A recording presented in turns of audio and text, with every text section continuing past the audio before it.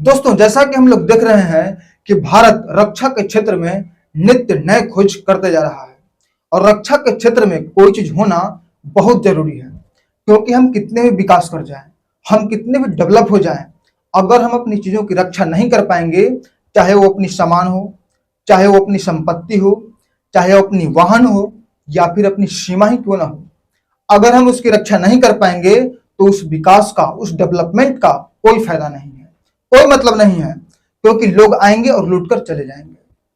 तो भारत रक्षा के क्षेत्र में नित्य नई ऊंचाइयों को छूते आया है और अभी कुछ दिन पहले ऑपरेशन सिंदूर के समय भारत का आकाश तीर ये दिखा दिया कि रक्षा के क्षेत्र में भारत की स्थिति क्या है। लेकिन फिर भी भारत वहीं तक नहीं रुका। भारत रक्षा के क्षेत्र में नए नए खोज करते गया और इसी के परिप्रेक्ष्य में भारत अभी रक्षा अनुसंधान एवं विकास संगठन DRDO और स्ट्रेटेजी फोर्स कमांड मतलब कि SFC के साथ मिलकर मोबाइल आधारित मिसाइल लॉन्च किया है। और ये जो मोबाइल आधारित मिसाइल है वो रेल की पटरियों पर चलेगा और इसकी जो मारक क्षमता है वो 2000 किलोमीटर है।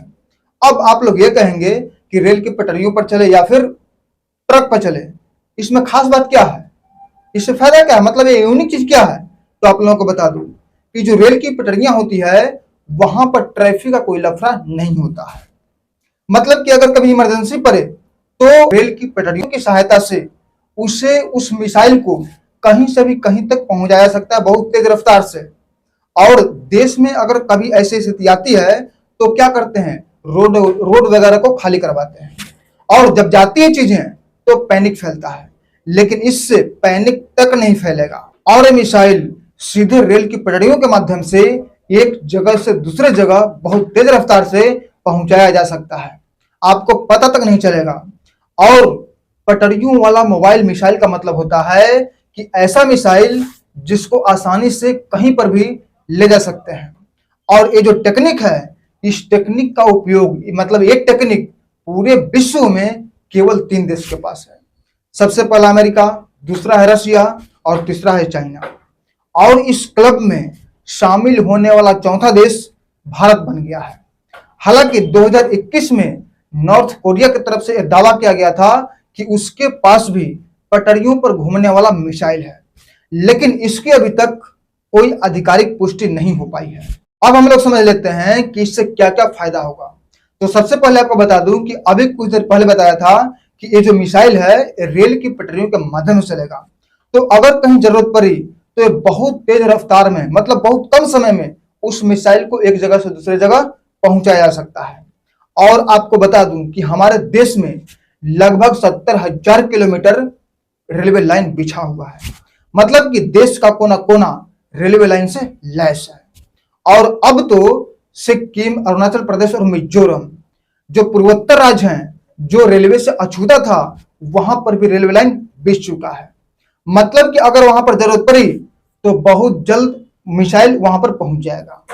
और अगर युद्ध की स्थिति आई और दुश्मन देश सैटेलाइट के माध्यम से उस मिसाइल को नष्ट करने की कोशिश की, मतलब उस मिसाइल को ही नष्ट करने की कोशिश की, तो उसे मूवमेंट करके आगे पीछे को मूवमेंट करेगा। तो इसीलिए इस कारण से क्या होगा कि उस सैटेलाइट को, उसको टारगेट करने में बहुत समय लगेगा और सुरंग में इस मिसाइल को छुपा कर रखा जाएगा और इसे निकालकर एकाएक दुश्मन के ऊपर हमला किया जाएगा। तो इससे क्या होगा, दुश्मन चौंक जाएंगे और उसे संभलने तक का मौका नहीं मिलेगा।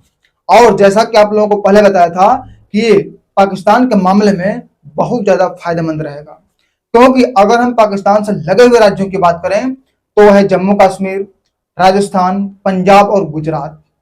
तो इन सभी जो राज्य हैं ये क्या है, पूरी तरीके से रेलवे लाइन से लैस है। मतलब कि यहाँ पर जो रेलवे लाइन है वो बहुत अच्छी क्वालिटी में है, बहुत अच्छी तरीके से बिछी हुई है।